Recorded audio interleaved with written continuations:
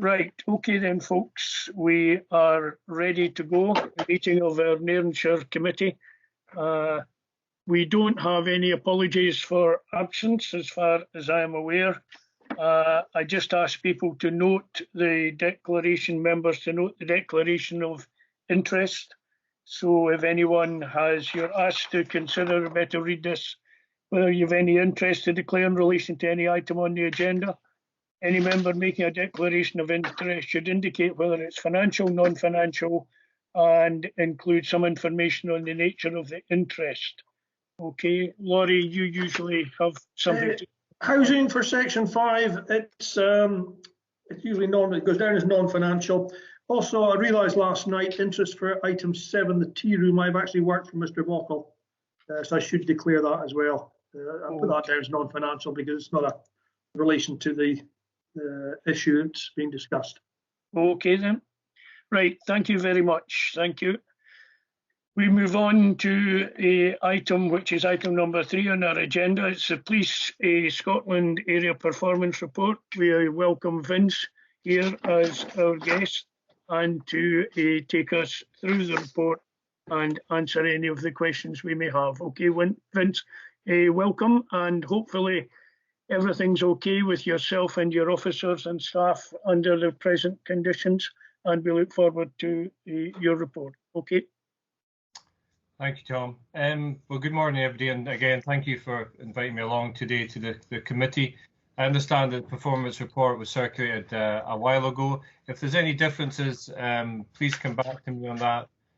We've had a movement of staff, and that's a department at headquarters. So I think it's fair to say folk are just sort of settling in. So if there's any comments, please come back to me. I'm just going to highlight a few things from the report, then go on to some general comments, and then open it up for questions. I think the format of the report is pretty familiar to us. So really, in terms of the road safety and road policing, obviously there's no fatalities over the review period. The review period is the 1st of April to the 31st of December last year. But obviously, fresh in our minds is the tragic fatal road accident on the 21st of January in the town here. But again, that's not going to be reflected in this report period. But again, it's fresh in all our memories there. Drink and drug driving figures, I would say there's a fairly significant rise there. It's up from 7 to 10. You know, in each of these cases, you know, the potential consequences of somebody being over the limit, either by drink or drugs, is pretty horrendous, really. I think the rise is really to do with the new drug wipes that we have. So officers can now actually, obviously, it's a lot easier to detect if somebody's under the influence of drugs. So I think that accounts for the rise. Just to put it in context, yesterday in the N Division area, and that would take in Caithness and Fort William, but in a whole patch, we had 5 people arrested yesterday for providing positive drug wipes. So in one day, you know, that's really quite a high number. So we are trying to get the message out there. There's been some messaging earlier in the week, and there's going to be some more messaging going out today. But it is a really effective tool, but I think it does highlight the real issue with drug driving that we do have at the moment. I would say that's countrywide, I would say, that issue. Next section, really touching base is really on serious and organised crime. Obviously, in terms of drug supply, frauds, I mean, this impacts right across the country again, and obviously Nairn's not immune from this. Just over recently, we had a local individual stopped with several £1,000s in cash and a decent quantity of drugs as well. And undoubtedly, these people are involved in a bigger picture. So, but we are certainly looking to act on any intelligence that we get in respect of drug use and supply of drugs in the town. Moving on to acquisitive crime, I don't really like that term. I think that sounds a bit probably better titled dishonesty or thief.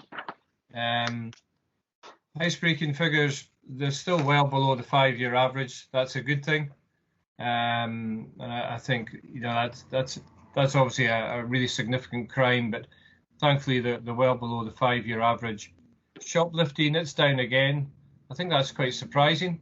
Perhaps we might have expected a spike in that during the COVID crisis, but they're actually down at the moment. We haven't been hit recently with any travelling groups, so I think that's quite a positive thing.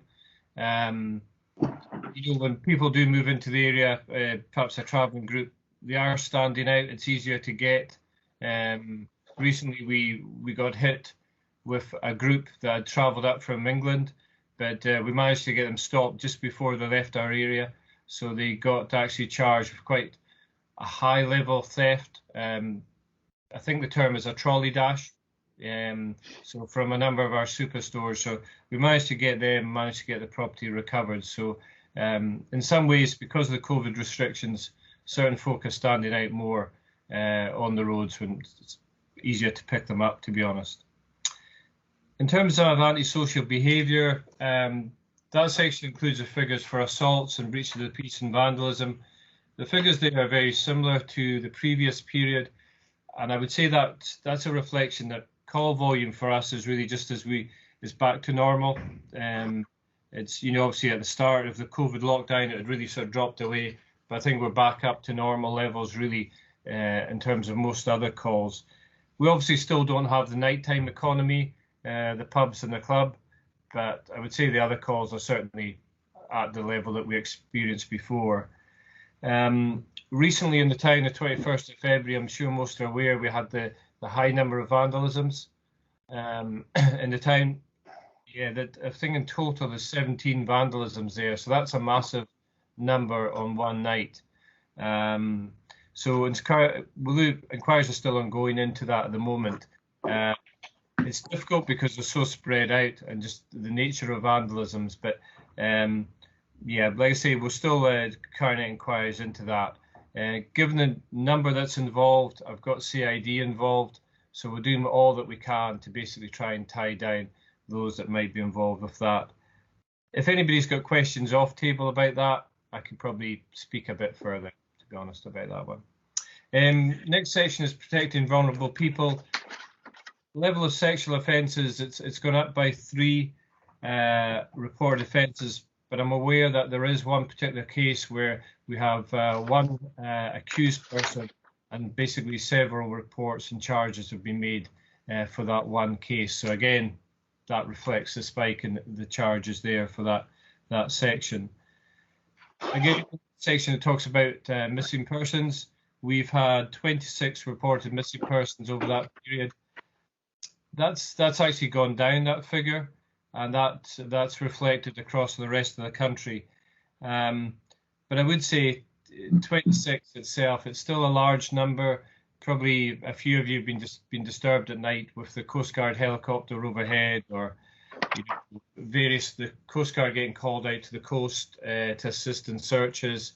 And we also have to pull in resources from elsewhere, Inverness, etc. So yeah, these are high impact calls and incidents that we have to deal with, but we certainly do try to link in with partners in social work about that, these particular cases. Sorry, Liz, question? Sorry, I'll come in once you're finished, Vince. Okay, thank you. So in terms of general observations, I would say that the challenges of policing in COVID, yeah, they're still ongoing. Unfortunately, I think they're going to be with us for quite a while. We still have number of officers off shielding, so that's impacting just in terms of our general strength. Each day can be different. I was on duty at the weekend, and basically you get told that an officer's had close contact, and all of a sudden you're having to send that officer home. Then you're having to sort of consider who they've been working with. And I think I touched upon this again our previous meeting. So, but it's just another example of, yeah, it's happening all the time. And really for us, I think we just have to be flexible and proportionate when we're dealing with complaints that come in from members of the public.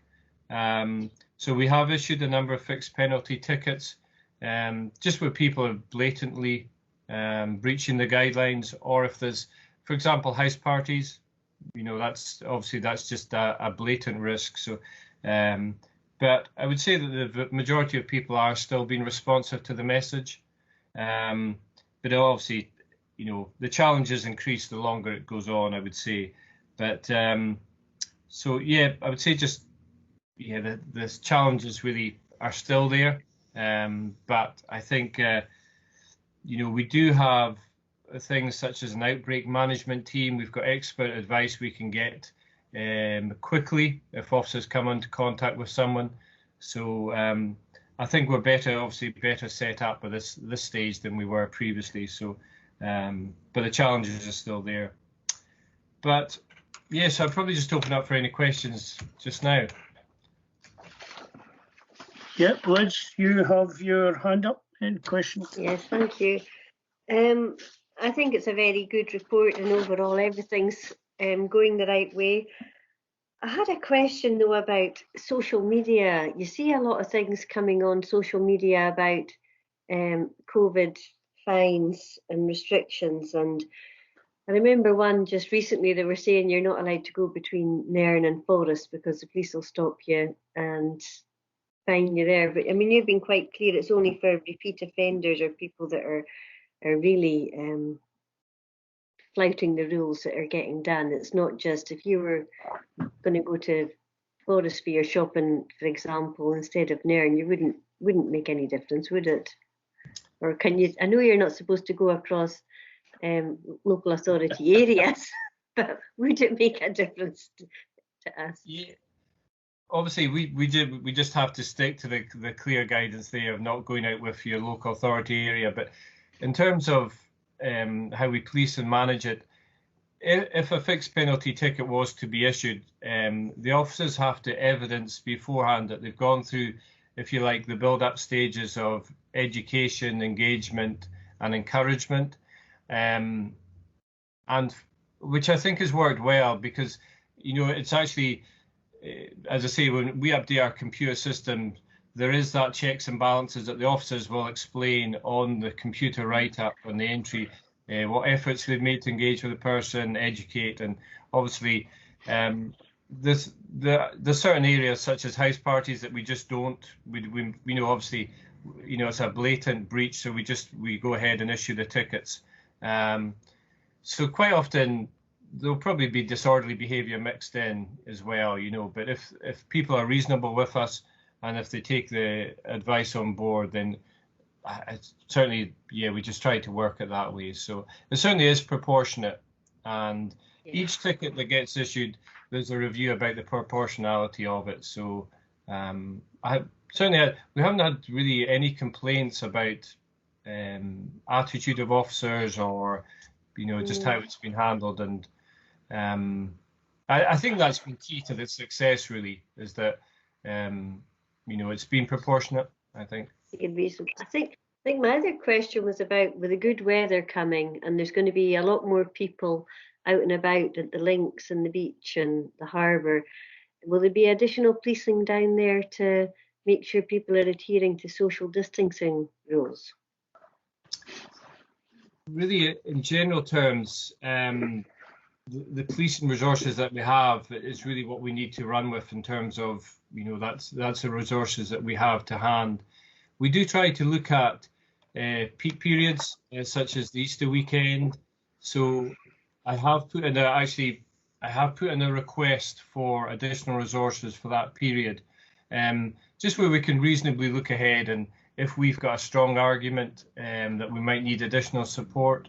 So what I would say, if the sooner I put these requests in, the better. So I think I was the first person to put the request in recently for the Easter weekend. So hopefully I will be getting additional resources. The reality is they might be spread between here and the national park. Just obviously the camping issues and at Glenmore and Lochmorlock, etc. So there will be a resource that will have to be moved about. But yeah, I totally accept that. I think the numbers of people that will want to get to the beach on there, and it'll be exceptional. But once we get the good weather and people are allowed by the government, sort of not stay at home, I think there's going to be a real surge on numbers.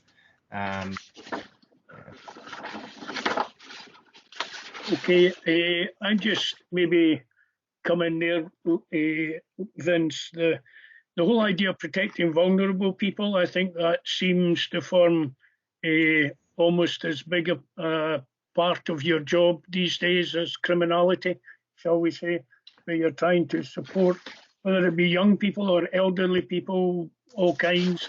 And there is, of course, the ongoing issue. I think somebody's making a noise, Peter, maybe. I think I'm hearing noises somewhere from somebody who's not muted. So anyway, just going back to the idea of suicides as well, that must have an enormous effect on your officers having to be frontline dealing with that. Is that an increasing issue for you, or is it just something that's just continually there that has to be dealt with in the background? Yeah, absolutely. The number of calls that we respond to, so vulnerable person calls, I would say, it's almost, I would say, getting towards 40% of the calls that we actually respond to, but the actual time involved in just trying to ensure that, first of all, somebody's safe and well.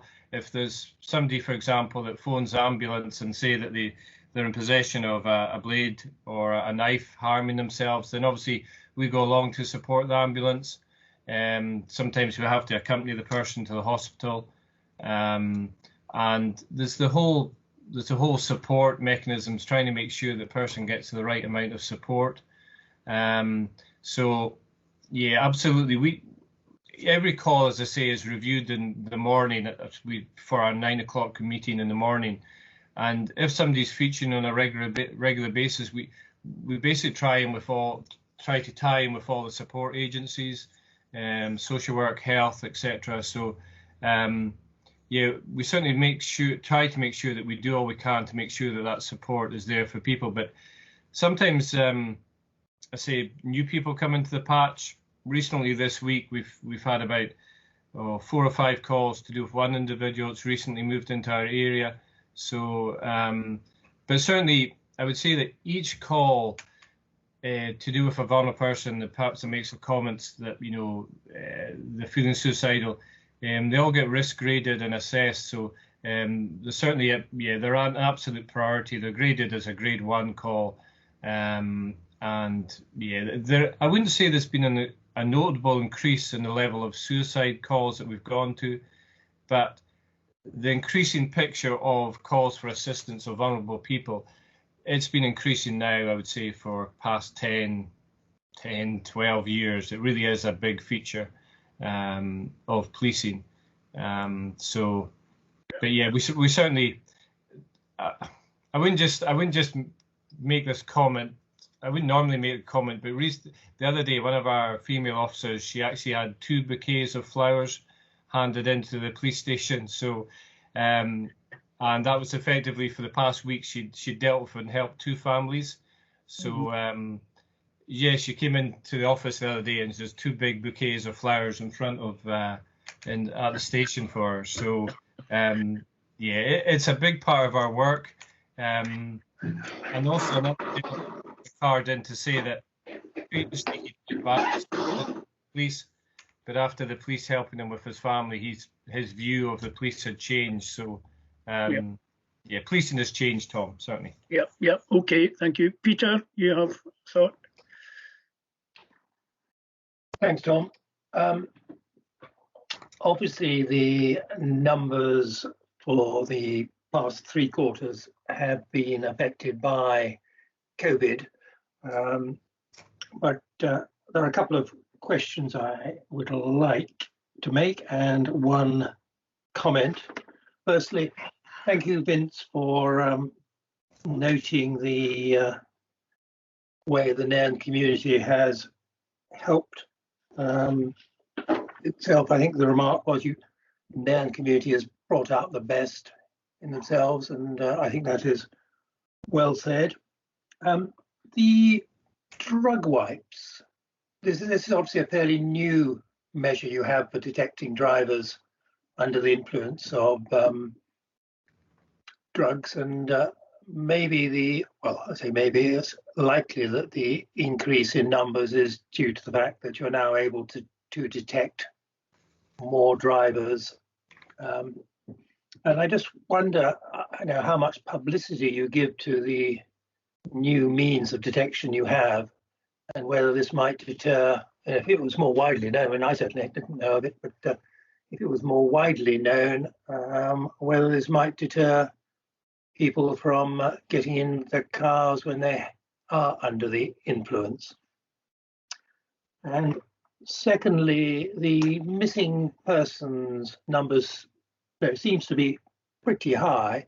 How do we compare to the rest of the Highlands, or even the rest of Scotland?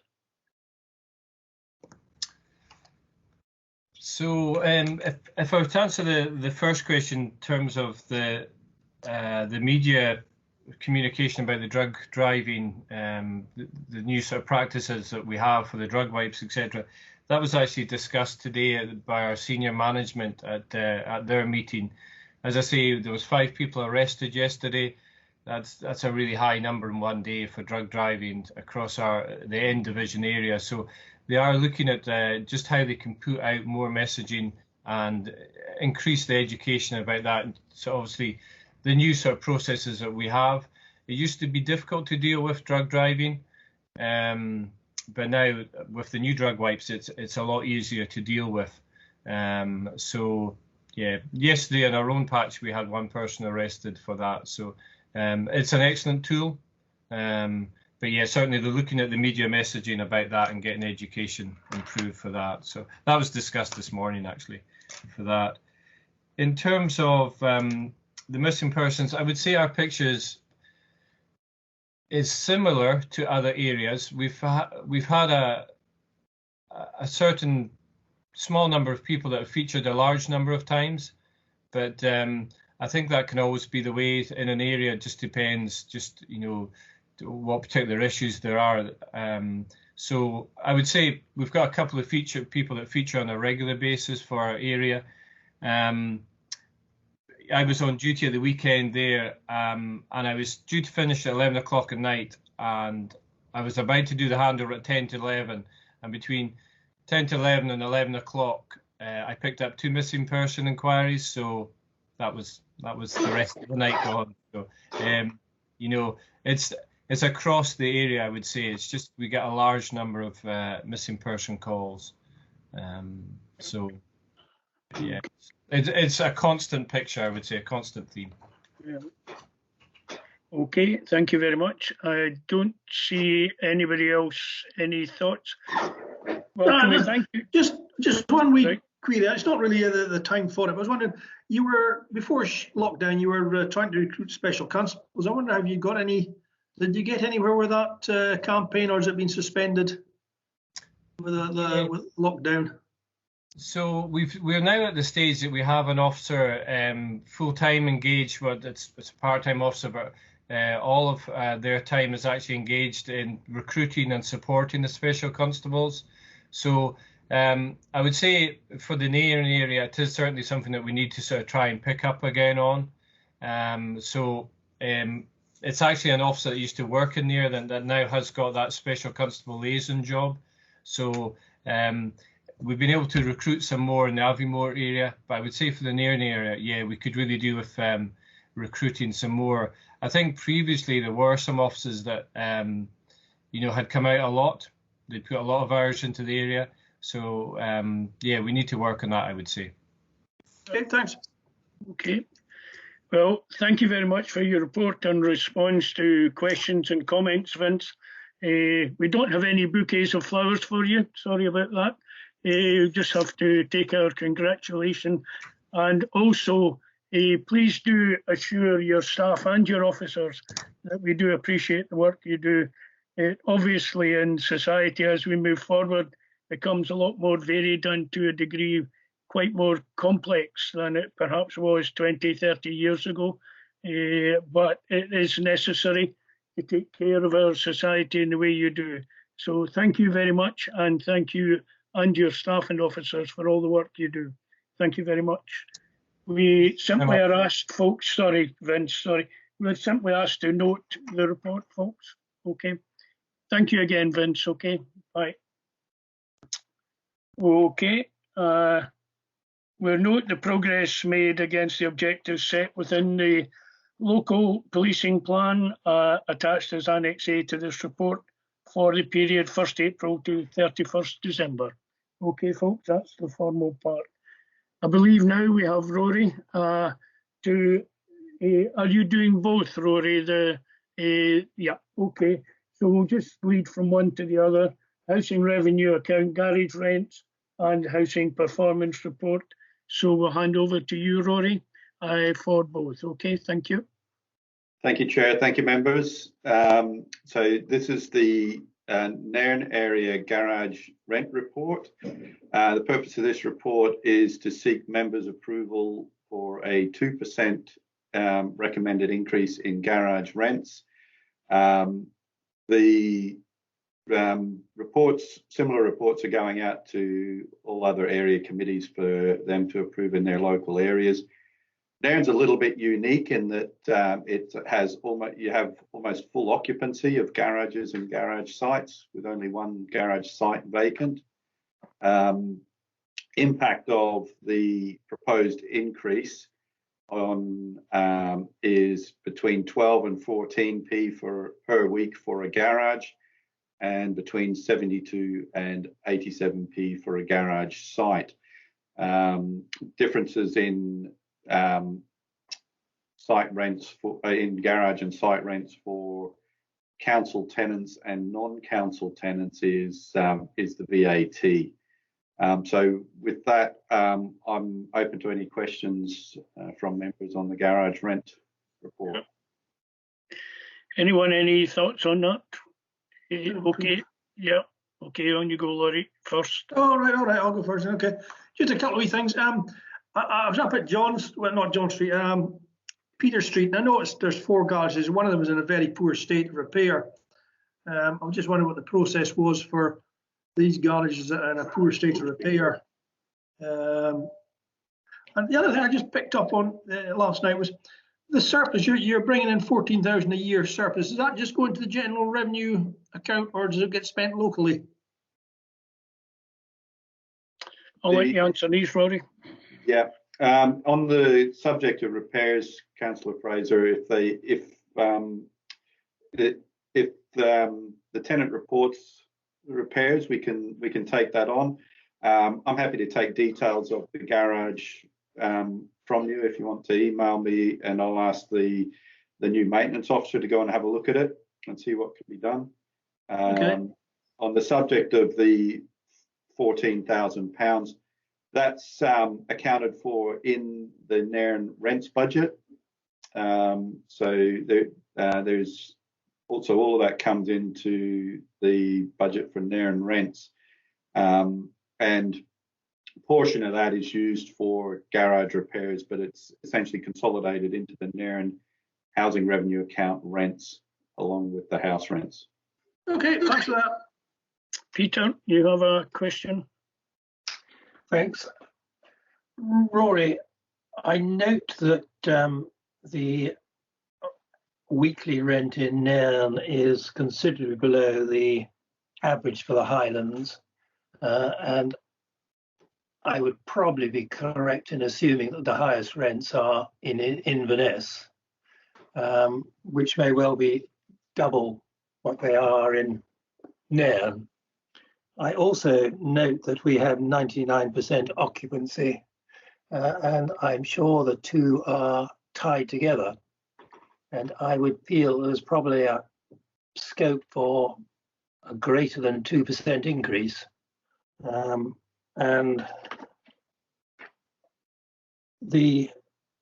what did I say, the 2% increase is going to bring in £270. And I just wonder how much it costs to produce this report. Probably as much as the £270 annual increase. And I would suggest that next year you think about a significantly higher increase than 2%. Just any response to that, Rory? Certainly we'll take that on board, Councillor Saggers, and what we can do is model what the increase would look like to come closer to the Highland average. If members would like that, we can do that for next year's report. Yeah, that would be good. Give us something to look at. Okay, folks, are we content with that? We're simply invited then to agree the level of rent increase at 2% to be applied to Nairnshire garages. Okay. Agreed. Thank you. Okay, Rory, the housing performance report now, please. Thank you, members. This report you're all very familiar with, and I've been fortunate over a number of years to report very strong performance in Nairnshire, and I see no difference in this report. There's very strong performance across most of the performance measures, with exceptional performance in repairs, which is we're grateful to our contractors for, and very good performance in the void relet times. Got a bit of a flurry of activity with a new build scheme coming into line over the period. We are reflecting on the current rent arrears situation, which has seen an increase in the amount of the total amount of rent arrears, which is reflective of the situation across Highland, where rent arrears has increased,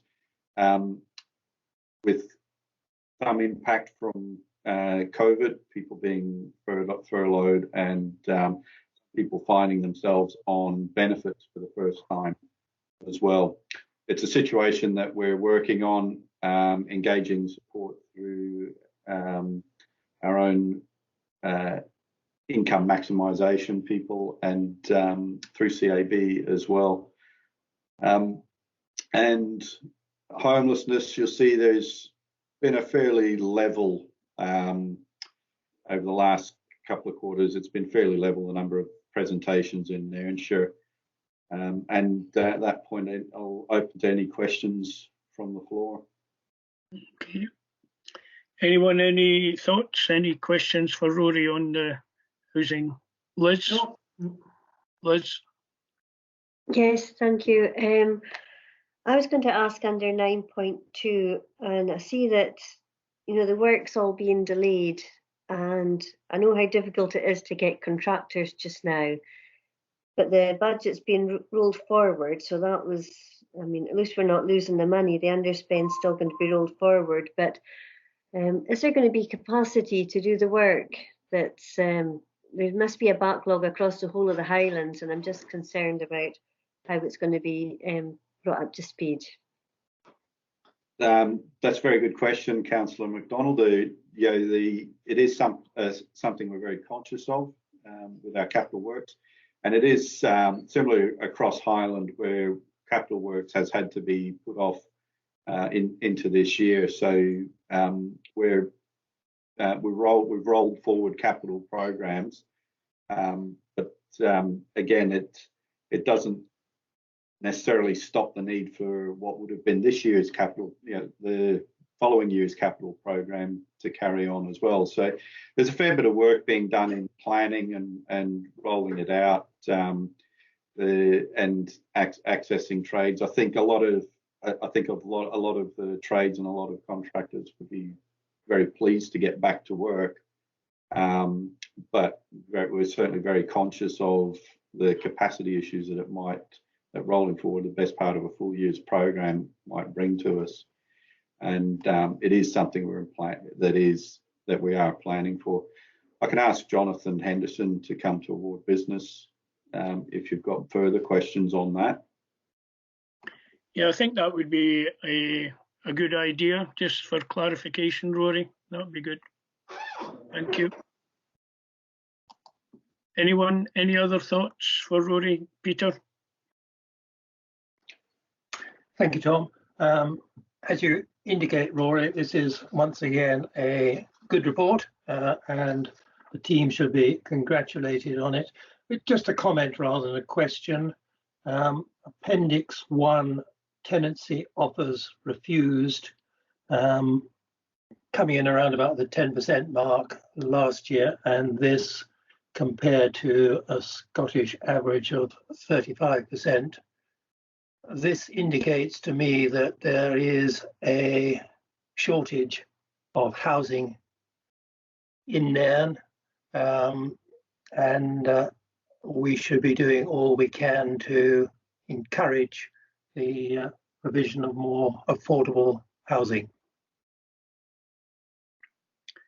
You want to respond in any way to that, Rory, or just?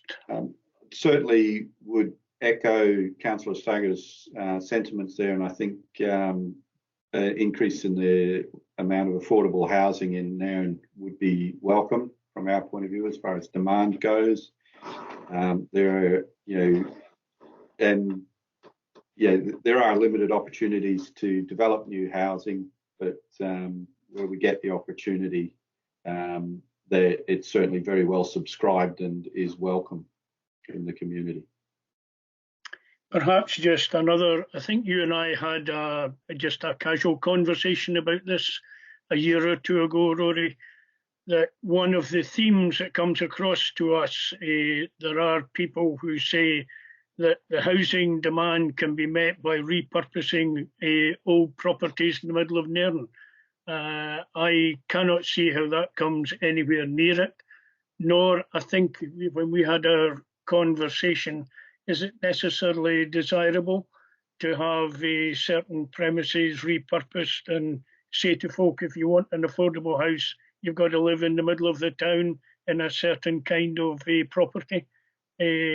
So it's just really the comment that I don't think that trying to renovate old properties in the middle of Nairn will come anywhere near meeting the demand that provenly exists in Nairn, at the present. I think we had that conversation just casually a number of years ago. Yeah, I think I recall that, and I think from my experience, in terms of demand in Nairn, there's a couple of aspects to it. There's a need for some one-bedroom type accommodation, but there's also a pressing need for family accommodation. Family homes, which would be very hard to meet in the town centre. Yeah, I think also I read in there is a report about demand and so on, and that if someone is wishing to be considered for a house in Nairn, they have to have an excessive number of points. I think they have to have about 134 points on average, whereas across Highland, I think it's about 74, between 74 and 80 points. So it shows the exclusive nature of the shortage of housing in Nairn for people. But anyway, folks, any other thoughts, reflections, comments, questions? You okay? Well, thank you very much, Rory. You're looking very relaxed there and very, very content with life. Hope you're doing well. We haven't seen you for a while, obviously. Thank you for dealing so competently with our comments and questions. As a committee, we are invited to consider the information provided on the housing performance for the period 1st April 2020 to 31st December. And as we've said, it's a very strong and a very good report that reflects very, very well on the work of the staff, even in these exceptionally difficult times. So thank you very much for leading that for us. Thank you. Yeah, thank you. Approved. Thank you. So we move on now to our roads maintenance. And I think Richard is here. So we've already had a little look at this for just thinking through. So we look forward to you presenting that to us and dealing with any questions or comments. Richard. Thanks, Chairman, members, Ward Manager. Yes, Richard Porteous, Area Roads Operations Manager. This report is our Area Roads programme for the coming financial year. It is particularly our capital programme, so how we propose to spend our allocation of our capital budget. It's obviously written up by the local area roads team, and we're responsible for managing that capital spending as well as delivering on our area revenue budget, which manages the roads maintenance and winter maintenance and sort of roads network control functions for the area. We're very challenged on our revenue budget, and capital spending this past year was influenced dramatically by COVID as industry came to a standstill. However, we have managed to still, at the end of the season now, undertake a couple of schemes, which we're very grateful for the opportunity to get those done. So now we look ahead to the following year and try to maximise the opportunity we've been given with additional funding on capital, which is extremely welcome, and we're very grateful for that. And that is spread over this coming financial year and the one after that as well. So the report explains how we go about, well, explains the difference between revenue and capital funding, and it also explains how we go about allocating the spending for that capital spending. And as I say, this programme for the coming financial year and the next financial year. So Appendix 2 highlights the schemes that we've identified as priority schemes, and it is a long list, just as we obviously monitor the whole roads network and are constantly updating the requirements. There's 2 lines on the list, and the first shaded line highlights the extent we hope to achieve with the money we have this year. The second line after that is how we hope to supplement that with taking the opportunity through the Scottish Timber Transport Scheme of additional funding through that scheme, and using some of our own funding to sort of seed money, if you like, to draw in extra funding from this other scheme. Nairnshire has benefited greatly from that recently in the B1990 Cleppington to Cawdor section, and then on to Foynesfield as well for speed limit changes. So we hope to benefit from that again, and the ones that are identified there in the report are particularly the B1990 again, from the Hedges to Howford section, as we call it, up to Howford Bridge. So just pausing for breath there. I suppose I could highlight that we have achieved a lot with our capital money over recent years in Nairn Town Centre, particularly with surfacing of Wellington, Waverley, High Street, Cawdor Street, Leopold Street, the bus station, Duncan Drive, Town Centre car parks, Queen's Park area, also in Both Park and in the West End. And so it was a noticeable absence of work last year due to COVID, and we're very grateful to be able to start again this following year. Obviously, we've also done work in the rural roads as well, and yeah, that's probably enough for me. It's all there in the reports, and just invite questions. Thanks very much, Chairman. Yep. I think you also mentioned to us in a conversation we had just before Liz comes in about the work you're doing up opposite the hospital on the pavement up there, and that is, you mentioned, very high quality work that's being done at the moment. So I think we ought to note that as well. Anyway, Liz, Liz is bursting to either make a comment or ask a question. So here we go. Thank you, Chair. Yes, thank you for the report, Richard. And I realise there's tremendous pressure on the staff at this current time, and I don't know if you'd like to go into detail about that. I'd also like to ask, from the items on the list from number 66 to 86, it's all footways. and several of these are in council estates, you know, council house estates. And I'm wondering, is there any way that environmental funding from housing could be used to improve the footways within the council estates? Okay, Richard. Thanks, Chairman. Thanks, Councillor MacDonald. Yes, the first point was about the staff under pressure, so I appreciate that comment. It is a fact we have a very small team of officers locally covering a wide remit, not least managing the network in terms of inspections, you know, statutory duties as a local roads authority, managing inspections,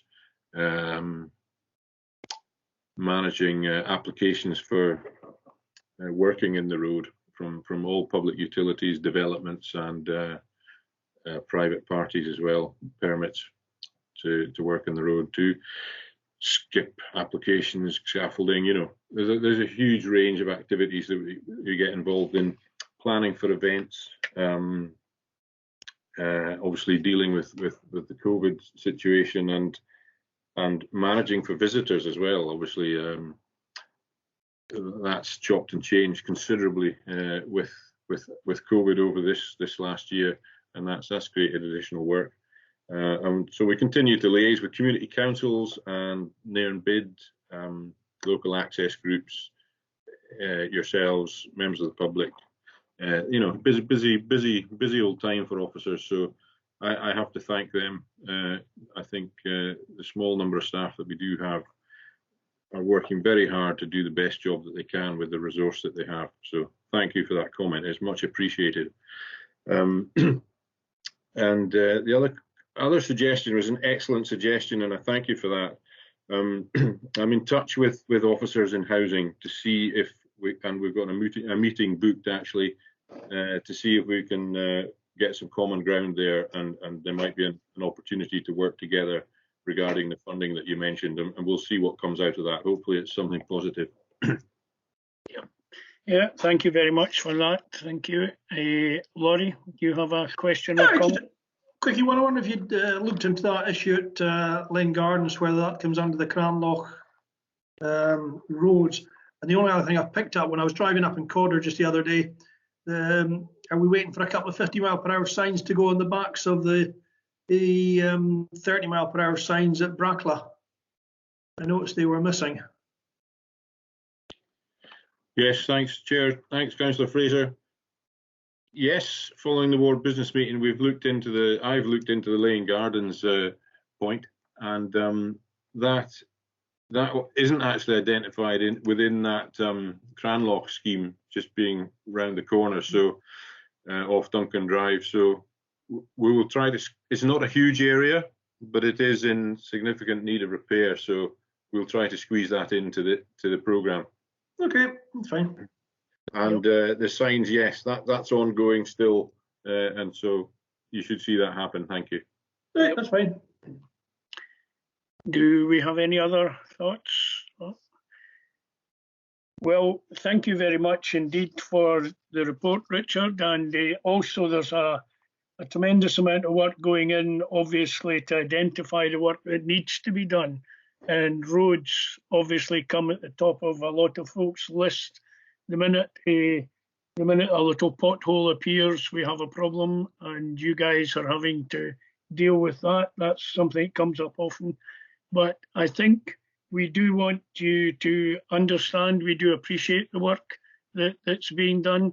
We do understand the level of commitment from staff to actually get on and make this place as good as we can, given the limited resources that we do have available.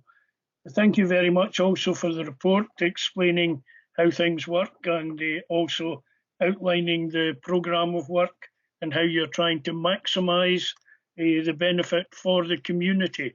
And I think we have to note and appreciate that very much, that you're trying to maximise that. So thank you very much for the report. Thank you for answering our questions and comments. And I simply go to the committee now and say we are asked to approve the proposed prioritise 2021-22 roads programme for the Nairn area. I take it we are happy with that. Okay. Yes. Thank you very much indeed, Richard, for your presentation, your report, and answering questions. Thanks very much. I'll pass on your kind words to the team. Okay, thank you. We now move to something that's quite new for us here. It's a consultation. I believe we have our Common Good officer here with us, yes, with her appropriate musical accompaniment in the background. We look forward to you taking us through this. This is the first time we, as a committee, have gone through a consultation procedure, and we're happy that you're here to help us with it, to report on it, and enable us to make our decisions. So, Sarah, welcome to our meeting, and we look forward to you leading us through this consultation. Thank you, members. You have in front of you the report that was prepared on the consultation in respect of 2 assets on the links. We combined the consultation. It seemed to make sense when we looked at the 2 assets that we've got, although the 2 consultation proposals are quite different in nature. The assets concern the tea room itself and the old store, which I think up until this most recent lease to the current tenants used to be leased as a sort of part and parcel with the tea room. But on this occasion, we've separated it off. It wasn't part of the lease to the existing tenants. They just took the lease of the tea room, and that left the store on its own. At the time that the tenants took the existing lease of the tea room, they had wanted to take a longer lease at that time. It wasn't possible. There wasn't enough time to have done the consultation, the court proceedings, and at that stage to have been able to have opened within the season. So we agreed a short-term lease, which didn't require a consultation, but very much on the understanding that they had plans of what they wanted to do and be able to improve the facility, and that we would then look to a longer-term lease. So the proposal contained in the first part of the report is very much about that request. They came back to us asking for us to consider extending or giving them a new lease of 30 years. They have proposals for what they want to do to improve it. And when we went out to consultation, we separated the 2 assets out within the same document and asked people to address what they thought about the consultation to do with the tea room. It also gave us the opportunity to consider the old store. That's obviously a small asset on the Common Good land of the links, and clearly a decision needed to be made regarding that matter. It was felt that the old store had become quite run down. It hadn't really had any major use. It had sort of been part and parcel of the tea room lease, although I'm not really very clear what it had ever been used for, and that the opportunity might have arisen for it to be demolished and the land to be repurposed back to amenity land. Even if we had any doubts before last year, the position was confirmed in case law that demolition is classified as not only a change of use but also a disposal. So it's quite appropriate that we had to include it in a consultation. We, prior to the case, in any event, had considered that it was appropriate to include it in the consultation, but that simply underlined that we were right in that view to consider that. So very much we then took the 2 assets together in the one document, but we did make sure that people knew that we were asking them to address either both individually, or they could address both collectively, but we would like to see some comment on both. A lot of people, to be fair, mainly responded only on the tea room, but we did have comments on the old store as well. When we look at the report, I drafted the report in a way that allows decisions to be made separately on both assets. We don't have to make the same decision in respect of both assets.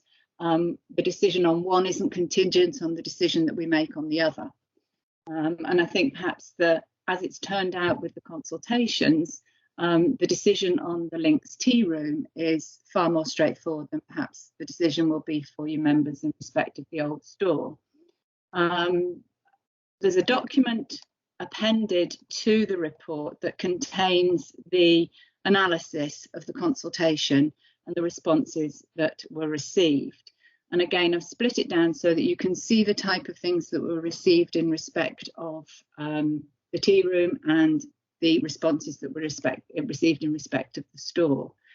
There were majority of responses in respect of the tea room were supportive. There were some lovely comments about how it's enhanced the area already, and people can see that they're working to the benefit of Nairn, and it's a good asset to have. The main concerns that were raised, and we do have to respond to any concerns or any issues that are raised, and in due course those responses following this meeting will be published on the council website. There were some concerns that the present tenants might want to demolish the tea room and replace it. I think they have mentioned that. We included that in the consultation, that is a possibility. But obviously that's something that really falls within planning legislation if that's what they want to do. And they've already said that anything that they did in that regard would be sympathetic both to the general area of the links and the view of any improvements that are ongoing in the links in any event. The one community council, Western Suburban Community Council, raised a number of questions that were really about the mechanics and the operation of the lease, and they wanted more information really of the type of things that were going in the lease. So as you'll see, members, from a number of the queries that are on that analysis document, a lot of them are all about what happens in respect of the lease terms, who decides the lease terms, you know, why is it that one asset might be let for a certain period of time at a certain rent and another similar asset might be let for another period of time at another rent, and so forth. I mean, obviously all of these things are very individual to the particular asset, to the tenants, to the requirements of the area. So we've done what we can in consultation with the estates team to produce responses that I hope will be satisfactory to them. But I think as far as the analysis is concerned, there were overwhelmingly far more supportive responses for the tea room going ahead than objections to that. And it was perhaps easier to make a recommendation in the report in respect of the tea room. The position on the old store, members, is slightly different. We had very few responses on the old store, but interestingly, a couple of them raised the possibility either of taking it over or that it should be offered to community groups or so forth for repurposing and maybe making use of. We had very little in the way of concrete suggestions as to what those uses could be. I took the matter to estates to see whether or not it had ever been considered for separate marketing, and I understand that it hadn't been, and I suspect that that's because it had always been part and parcel of the lease to the tea room, and that this is perhaps the first time for a long time, if ever, that it's considered as a separate entity. Again, the Community Council, the Western Suburban Community Council, raised a matter as a preliminary discussion. They're supportive in principle of it being demolished, but only if there's some way that we are absolutely satisfied that we have the alternatives first. So they're not objecting to the demolition as such. They just felt that you have this building there, there may be something that it could be considered for some community use. I understand from estates that it is very run down and it might take a lot of money to put in any sort of workable. I can't personally comment on that, but I'm sure members, some of you will have seen it and you'll know a lot more about it than I do.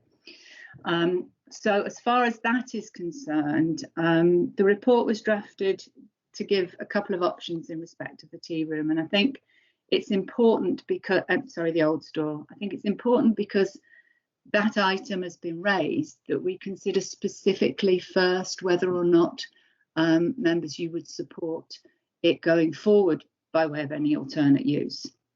If not, then we have to be clear why not. And if you don't support that suggestion as an option, then obviously you follow the normal decision-making processes.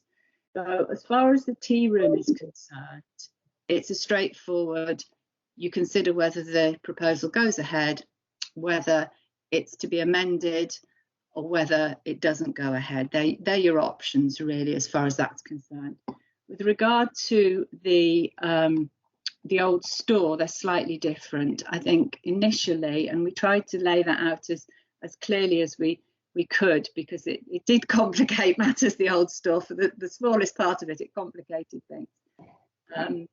But whether or not the Community Council proposal should be pursued, and if that was the case, then that would effectively mean you would have little alternative but to decide that the consultation on the old store the proposal should not proceed. There's no provision in the legislation or the guidance to postpone a decision. It's very much an either yes or a no decision on the consultation. But if after considering everything that the Community Council has suggested and that's contained in the analysis, you decide that that isn't a workable suggestion, then your options are that the proposal goes ahead, that there's some form of amendment, or again that the proposal should not go ahead. So the options come back to what they would be had that suggestion not been made. So that's really an overview of where we are and why the report is set out in the way it is. And I think perhaps it's just easier to take any questions that you may have, members. Yeah. Liz, you have a question or a comment? Yes, thank you. I'd like to thank you for the report, Sarah, and for doing the consultation. It was all very well organised, and I appreciate the work that's gone into this document. I would be minded to, with the first recommendation, to dispose of the lease to the Links Tea Room. So I agree that recommendation. And the second recommendation in regard to the old store, I think because there's been suggestions that it could be let out or maybe developed in a sympathetic way, either for a community use or for, I don't know, a small business or something, I would be minded that we go to tender with the old store. I mean, it would save us £5,800 for knocking it down, which seems quite expensive, I think. And plus, we might be able to generate an income from it. So I would be happy to split both the recommendations and go with disposal of the links and go out to tender on the tea room, because I believe there's on the store, because I believe there's been interest expressed, and we should bear that in mind when we're making our decisions today. Okay. Do you have any comment on that, Sarah? We have a number of suggestions, but none of substance really to do with the old store. And bearing in mind what Liz has said, would that then mean we would have to go back for a completely fresh consultation if we reject the demolition option? It would depend. If we reject the demolition option and we go out to tender, and it would have to be, I think, because we've had two sort of direct approaches, albeit they've been not that detailed, but direct approaches about interest in taking over the store, and one sort of general approach about it should be available for community use, and then the Community Council comment. We wouldn't have to go out to a consultation on any lease of the old store if what we were looking to do is to lease it for a period under 10 years, because we don't classify that as a disposal. And I think when you're looking at something like the old store, we would need to maybe have some idea as to what it's been used for before and in the past. And you would query whether or not there's a change of use. Somebody might actually just use it for storage of equipment. I think we've recently done one for a change of use in Tame, where an old storeroom had been used for the storage of boats, etc., and hiring of boats, and it's changed its use, or it's going to change its use to be a cafe for providing and preparing food and drink. And we considered that to be a significant change of use, because you couldn't say that the storage and hiring of that sort of facility is the same as the provision of food. But I suspect that you may have comments in any event about the type of use that's put to, given the proximity to the tea room, etc. Appropriate for use for food, might only be appropriate for the type of, say, might be broadly similar to whatever it was used for before. But until we really know what interest there is in it, we won't know what interest it may generate. Unfortunately, it will leave you in the situation, if we want to pursue that path, of having to do maybe in the future a further consultation if the proposal then was, okay, there's been no interest and we want to go back to demolition.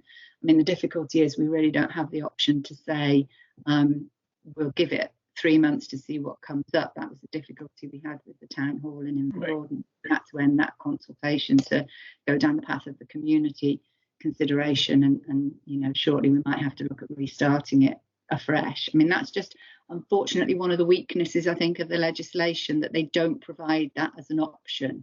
And I haven't seen any other consultations where they've taken that as an option, as some sort of use of council discretion.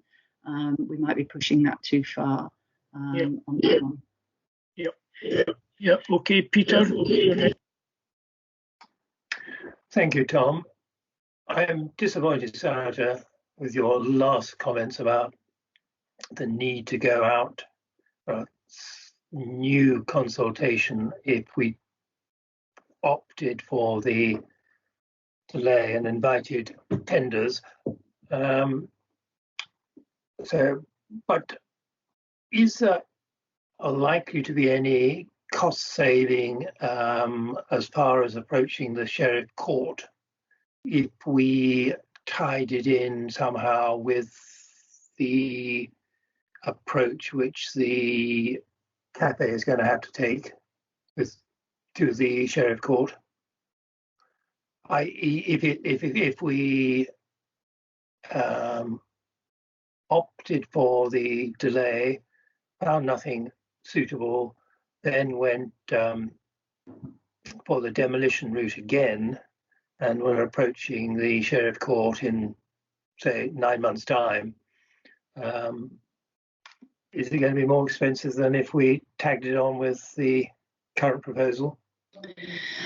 Well, potentially yes, because obviously what we've said at the moment is that we're apportioning the costs. So we look to recover costs from the tenants of the elements which they're responsible for in respect of the tea room. So if it had all been fairly straightforward in respect of the store, and pretty much everybody said, yes, it's an eyesore, we need to demolish it, then we would be taking one application to the sheriff court. We would be paying one application fee, one advertising fee, and one set of sort of costs if it were for representation in court.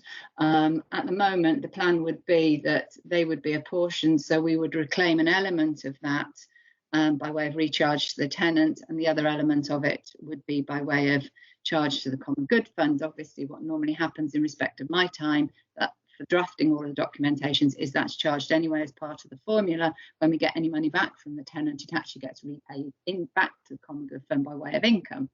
In some way that they deal with in the finance team.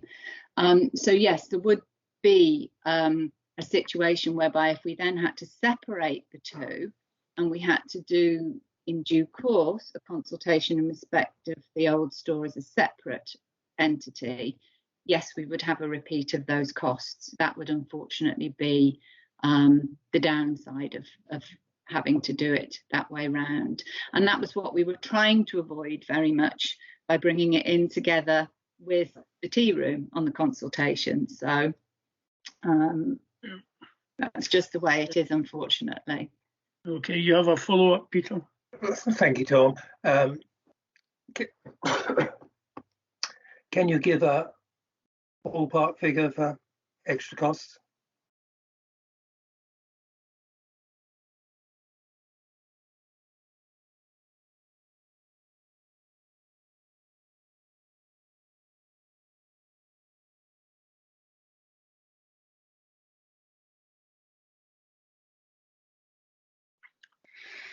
Sarah, you want me to? Sarah? You're muted, Sarah. You're muted. Sorry. The court fee for commencing an application alone in the Sheriff Court is £129. We have to do a statutory advert in the newspaper, so you're looking in and around the region of £150 depending on the newspaper. And then in general, you've got sort of drafting, arranging the papers, attending at court. We've got a figure between £700 to £900. Obviously, that has to be attended by one of our solicitors. And that's for a consented application very much, because we haven't yet had to cost out or add on additional fees for a contested application, because we haven't had one yet. But we were suggesting that for a contested application, you're really looking at, if it's a day-long hearing, £200 for solicitor attendance a day. So obviously, if it was divided between two assets, you're taking half of that. If you're having to do it separately, it's the full amount. I mean, the total for consultation and court, we gave an estimate, and we do give an estimate in and around just under £1,800 to about £2,500, depending what happens. Mm-hmm. Okay. Laurie, you. I think, I'll be quite honest here, I think the Community Council here are clutching at straws. I've been in the building. I describe it as disgusting, falling apart. I think it's dangerous. If you're even considering leasing it out, then you're going to have to go to get on to Mark Johnson and get a survey like Grant Street, and then it'll come back and say it's unsafe, unfit as a property to be let out because of the state of the floor. I don't think the floor was level. If you want to go down that path, I would suggest you speak to Mark Johnson first and get a report on the state of the building. But I would certainly move for demolition of the building. Looking at the cost, if you're looking at, I thought cost was a bit high, but then if you're landscaping and putting in a box for the electricity supply for the showman, I suppose that's quite reasonable, really. And it gets us ISO off our hand, and the liability as well. If they hadn't put a low profile sheeting in the roof, I would have said the roof would have gone years ago and somebody would have fallen in through it. In respect of the tea room, I'll actually make no comment on the tea room because I declared an interest earlier. I'll stay away from the tea room. Okay, thank you very much. Anybody, any other thoughts? There was one phrase you used, perhaps, Sarah, and maybe come back to it, that if we're moving for demolition, you almost seem to suggest that we kind of need to prove that there's no real option.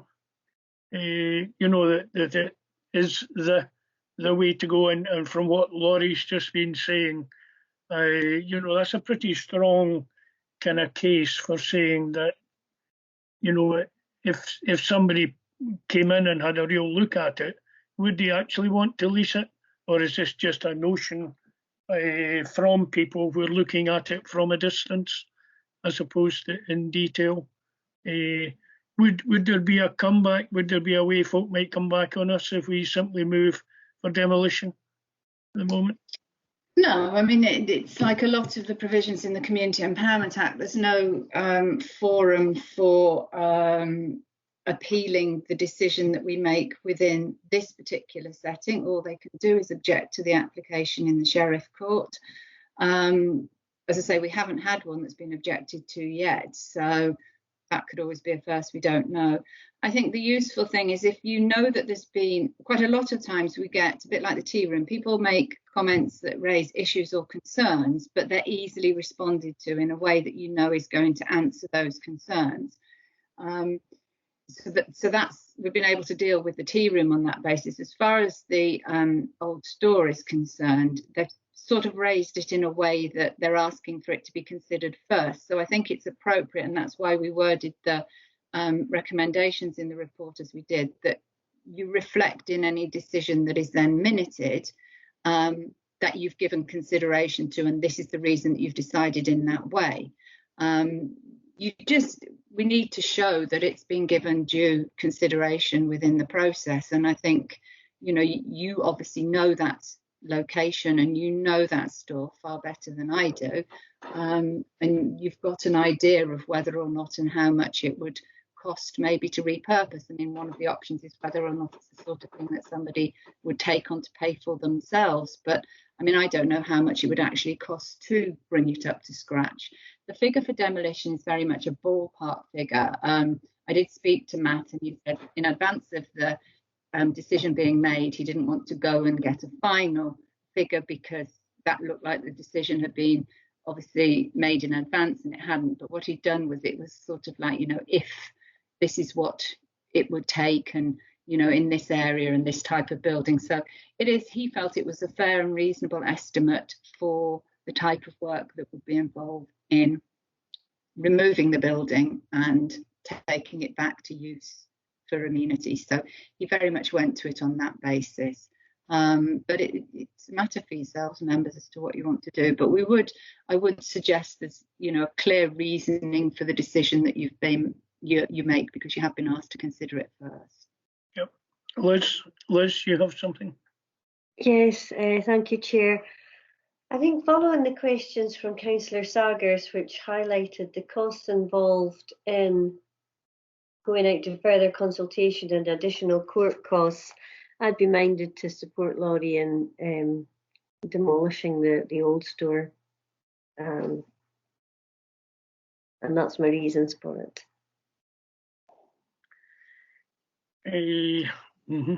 Peter? Thanks, Tom. Just to, yes, nail my master to the colours, as it were, I think we ought to go ahead with the demolition. We've had no semi-concrete proposals for future use. Laurie has pointed out that it would involve any individual in significant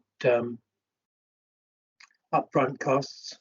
If somebody's going to have to spend several £1,000s in making good the building, are they going to want to pay us any meaningful rent on top of that? I doubt it. So I think the positive side, as far as the financial well-being of the Common Good Fund, is pretty small. And I think we have to take in mind that we are looking at an overall revamp of the links. Do we want to have what is likely to be a shabby looking building at best in amongst it? And I think the answer is no. And, you know, bearing in mind my fears of the additional costs that might be involved, I think we should be moving towards demolition. And as far as the cafe links tea room, I am in favour of supporting the move towards the extension of the lease.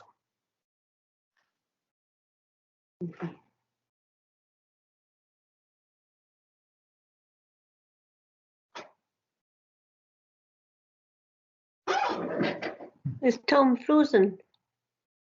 Oh, I think he has. Are you still there, Tom? Or else he's gone. His eyes are closed. Oh, he's gone altogether now. Oh dear. That's not good. Hopefully be back in a second, just in case there's technical issues, as they say. Hopefully be back with us shortly. He'll log on again, I think.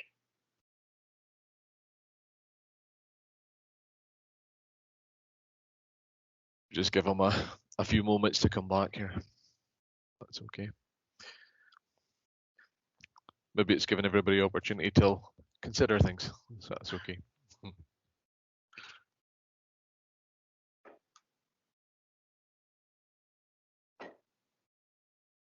You're on mute, Peter. I never heard you. I was wondering what onerous task we could put on Tom's shoulders while he's not here.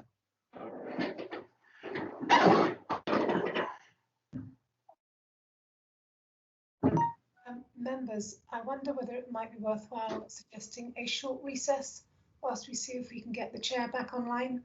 If you all keep an eye on your emails and the Teams chat, we'll call you in as soon as we've been able to get Councillor Heggie back online. And if we can't, then we'll need to have someone step into the chair on his behalf. Okay. Right? Yeah, fine, Okay. thanks. Thank you very much. We'll be in touch. Okay.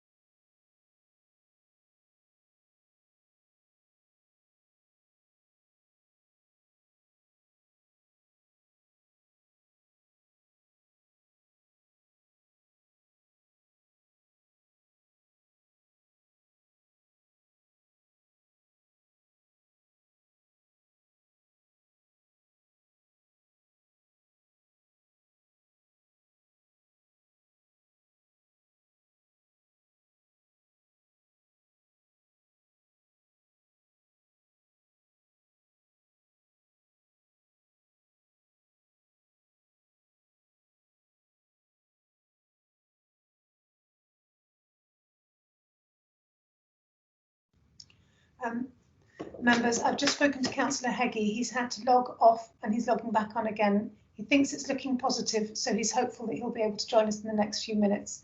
So if we just remain in recess for a short while, if that doesn't prove possible, he'll let me know and we can think about what we do next. Okay, thanks.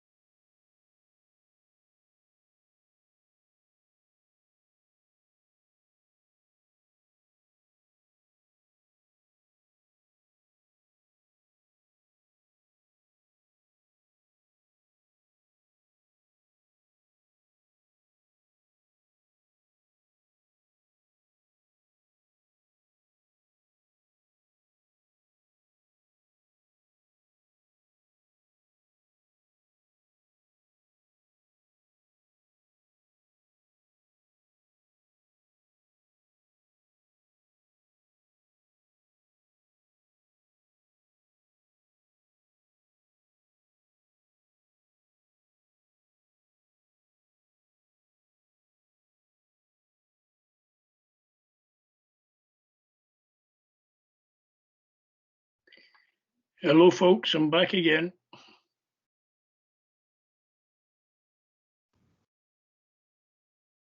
Welcome, Tom. Okay, sorry about that, folks. I don't know how that happened, but anyway. So we are, what stage are we at, folks? Sorry, I'm kind of, Sarah was telling us we could come to a conclusion as long as you give clear indication. And when I was dipped out the meeting, Peter had said he was in favour of demolition, Liz and Laurie, and I will say that as well, and we'll give a clear indication why we've come to that conclusion. Is that okay? Yeah. So if we want to move now to our recommendations, take the lease first, which is what we have, and let me just have, we agree the proposal to dispose by lease of the Links Tea Room, the Links Nairn. So that's the first. We're quite content that that's our first one. And for the old store, that we would agree the proposal to dispose by demolition of the old store, the Links Nairn, and to return the use of the area of land to public amenity. And then for both, we note that if these are agreed, and we have agreed them, it will be necessary to seek Sheriff Court consent in respect of both. Are we content? Yeah.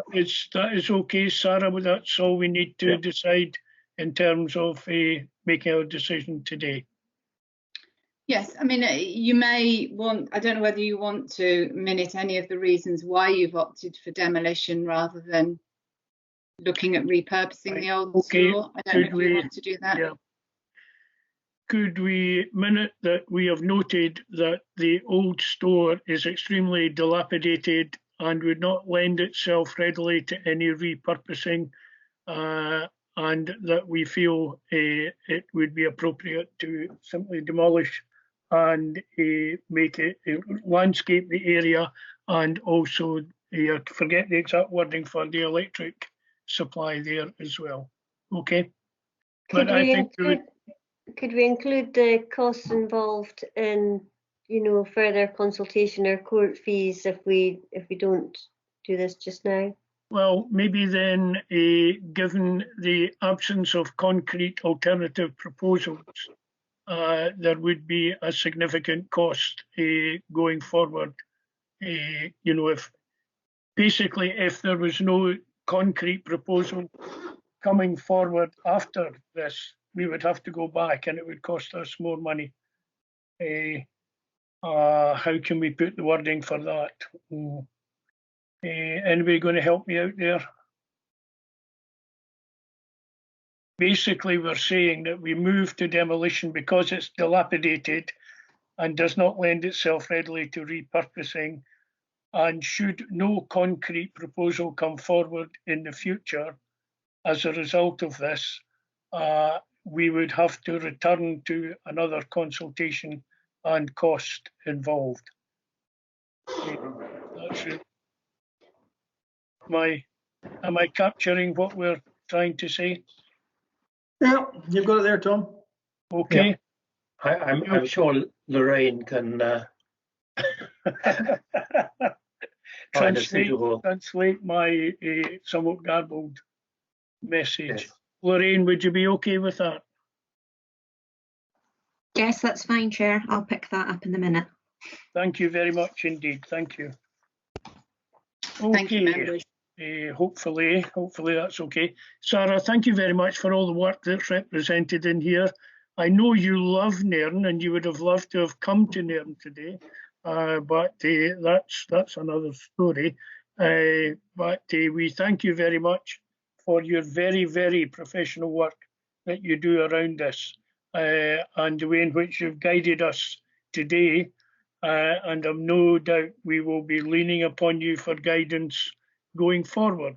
But we thank you very much to date for your professionalism, your advice and your support. So thank you very much indeed. Thank you, members, and thank you for your decisions. Okay, folks. Now we're moving on to item 8. It was a supplementary. Willie sent this. I'll need to get it up on my screen in a minute. And we're on to the common good, a budget, etc. I don't have it on my screen, Willie, so I'm just going to get it. So I'll hand over to you for that part. Okay. Thank you, Chair and members. Item 8, which was the Nairn Common Good Fund budget setting for financial year 21-22 and quarter 3 for 2020-21 monitoring report. And we were looking regarding from members to agree the common good budget for 21-22 and then for scrutiny of quarter 3. If I just take you through the main points, if that's okay. In respect of point 4, which is a proposed budget for 21-22, it would, under 4.2 available funds, allow for, as Appendix 1, if there was no unforeseen spend, it should provide an estimated surplus of 32,375. If I just can highlight some of the main issues, under 5, the anticipated revenue, 5.1, we've got the rental income, and which is our main sources. The total rental income anticipated is 121,800 from common good assets for 21-22, and that's partly with the changes in respect of the rent renewal, which was revised on 31st of October for Loch Loy caravan site, which increased. The latents income under 5.2 highlighted at the Nairn Games from the income that would be anticipated approximately 12,500, and that would dependent upon Nairn Games going ahead, which, as we understand it, may or may not take place. So I've just put it in currently as income, but it may be something that we have a shortfall on for a coming year.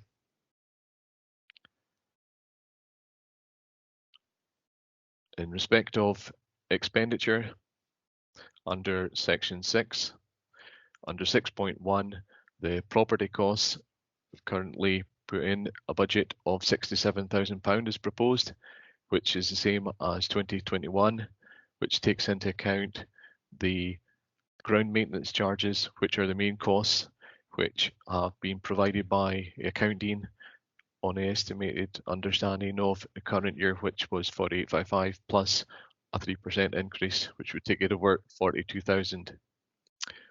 In addition, we have the costs for the splash pad, which I have allowed for the full 12-month period if it is operational, and that would allow for any remedial costs. The other costs, which are key ones that might change during the year, depending on it, are 6.4, which is the central support charges, and these are for our common good officer for a share of a time for allocation of work relating to Nairn Common Good Fund specifically, and obviously if there's additional work during the financial year, that may affect that, but it's based on the current budget as we understand it at the moment. And under 6.6, I've put in project costs from the discussions that had initially taken place with members about a budget line of £15,000 is proposed to be allocated to provide for support of possible progression of a development plan for links. That's something that may or may not take place, but it was to be put in a budget allocation in place in case of a requirement being needed. If I don't know, would you wish me, Chair, to continue on to quarter 3, or would you wish to do the 21-22 first? Just in case there's any questions, I don't want to.